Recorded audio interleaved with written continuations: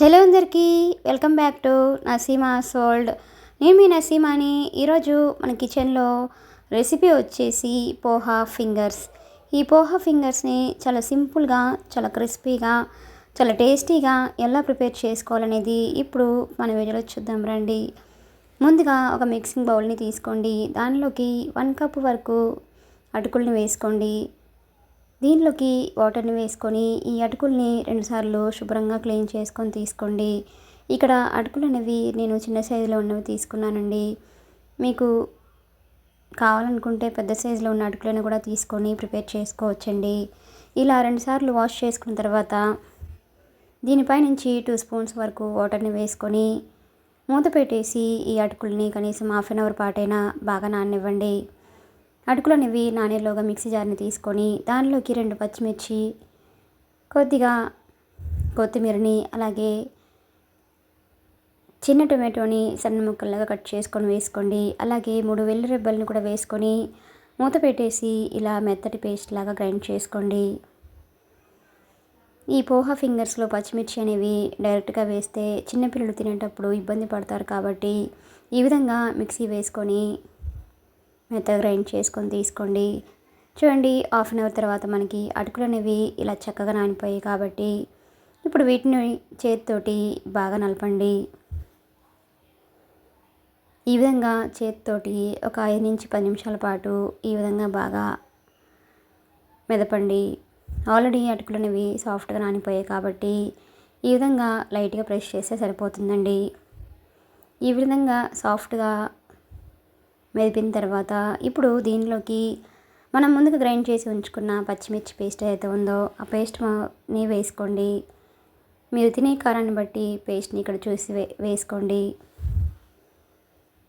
అలాగే దీనిలోకి ఒక చిన్న సైజులో ఉన్న ఉల్లిపాయని ఇలా సన్న ముక్కల్లాగా కట్ చేసుకొని వీటిని కూడా ఇలా కొంచెం నలిపి వేసుకోండి. అలాగే సన్నగా తరిగిన కొత్తిమీరను కూడా వేసుకొని దీనిలోకి బైండింగ్ కోసం 2 స్పూన్స్ వరకు శనగపిండిని కూడా వేసుకోండి. ఇది వేయడం వల్ల మనకి పోహా ఫింగర్స్ అనేవి చాలా క్రిస్పీగా చాలా బాగా వస్తాయండి. అలాగే టేస్ట్ తగినట్టుగా సాల్ట్ని, 1/2 టీ స్పూన్ వరకు కారంని, చిటికెడు పసుపు కూడా వేసుకోండి. అలాగే దీనిలోకి 1/2 టీ స్పూన్ వరకు జీలకర్రని, 1/2 టీ స్పూన్ వరకు వాముని కూడా నలిపి వేసుకోండి. అలాగే దీనిలోకి 1/2 టీ స్పూన్ వరకు ధనియాల పొడి, 1/2 టీ స్పూన్ కంటే కొంచెం తక్కువగా గరం మసాలా కూడా వేసుకొని వీటన్నింటిని కూడా కలిసేటట్లుగా బాగా కలపండి. దీనిలోకి వాటర్ ఏమి వేయాల్సిన అవసరం లేదండి. ఆల్రెడీ అటుకుల్లో వాటర్ ఉంటుంది కాబట్టి దానితోనే ఇదంతా కూడా సరిపోతుందండి. ఒకవేళ వాటర్ అనేది అవసరం అనిపిస్తే 1 స్పూన్ వరకు వాటర్ని యాడ్ చేసుకొని బాగా కలపండి. ఇలా రెడీ చేసుకున్న ఈ పోహా మిశ్రమాన్ని ఇప్పుడు కొంచెం కొంచెంగా తీసేసుకొని చేతికి కొంచెం ఆయిల్ని అప్లై చేసేసుకొని ఈ విధంగా రోల్ చేసుకోండి. ఇలా వీడియోలో చూపిస్తున్న విధంగా కొంచెం కొంచెంగా ఈ మిశ్రమాన్ని తీసుకుంటూ మరీ ఎక్కడా కూడా పగుళ్ళు అనేవి రాకుండా ఈ విధంగా రోల్ చేసుకోండి. అంచులు అనేవి ఇలా సమానంగా వేసుకుంటూ ఈ విధంగా రోల్ చేసుకొని వీటిని ఒక ప్లేట్లోకి వేసుకోండి. చూడండి, ఇంకొకటి కూడా ఎలా చేయాలనేది చూపిస్తున్నానండి. ఇలానే మిగతా వాటిని కూడా ప్రిపేర్ చేసేసుకొని ఒక ప్లేట్లోకి తీసేసుకొని వీటిని రెడీగా పక్కన పెట్టేయండి. ఇప్పుడు స్టవ్ ఆన్ చేసుకొని కడాయిలోకి డీప్ ఫ్రైకి సరిపడా ఆయిల్ని వేసేసుకొని ఆయిల్ అనేది బాగా హీట్ అయిన తర్వాత ఇలా పోహా ఫింగర్స్ అనేవి ఒకేసారి ఎక్కువగా వేయకుండా ఆయిల్లో 3 నుంచి 4 కంటే ఎక్కువగా వేయకండి.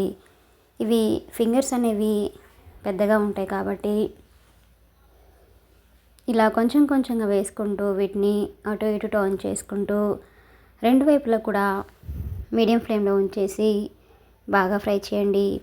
ఇలా మీడియం ఫ్లేమ్లో ఉంచేసి ఫ్రై చేస్తేనే మనకి పోహా ఫింగర్స్ అనేవి లోపల వరకు కూడా చక్కగా వేగి చాలా క్రిస్పీగా చాలా బాగా వస్తాయండి. చూడండి, ఈ కలర్కి వచ్చిన తర్వాత వీటిని ఆయిల్ నుంచి తీసేసుకొని ఒక టిష్యూ పేపర్లో వేసుకోండి. ఇలానే మిగతా ఫింగర్స్ని కూడా వేసేసుకొని వీటిని కూడా రెండు వైపులా అటు ఇటు టర్న్ చేసుకుంటూ మంచి కలర్ వచ్చేంత వరకు బాగా ఫ్రై చేయండి. వీటిని వేసిన వెంటనే గరిటెతోటి కలపకుండా అలా ఒక నిమిషం పాటు ఉంచేసి ఆ తర్వాత వీటిని టర్న్ చేసుకుంటూ బాగా ఫ్రై చేయండి. చూడండి, ఇవి ఇలాగా బాగా ఫ్రై అయిపోయిన తర్వాత వీటిని కూడా ఒక టిష్యూ పేపర్లో తీసుకోండి. అంతేనండి, ఎంతో టేస్టీగా ఎంతో ఈజీగా ఉండే పోహా ఫింగర్స్ అనేవి చాలా సింపుల్గా ఈవినింగ్ స్నాక్ టైంలో పిల్లలకి ఇలా చేసి ఇవ్వండి. చాలా చాలా ఇష్టంగా తింటారండి. మీకు కూడా ఈ రెసిపీ కనుక నచ్చినట్లయితే ఒక లైక్ చేయండి. Please subscribe my channel. Like, share and comment. మరిన్ని మంచి మంచి రెసిపీస్ కోసం మన సీమాస్ వరల్డ్ ఛానల్ని సబ్స్క్రైబ్ చేసుకోండి. ఈ రెసిపీని మీరు కూడా తప్పకుండా ట్రై చేయండి. Thanks for watching.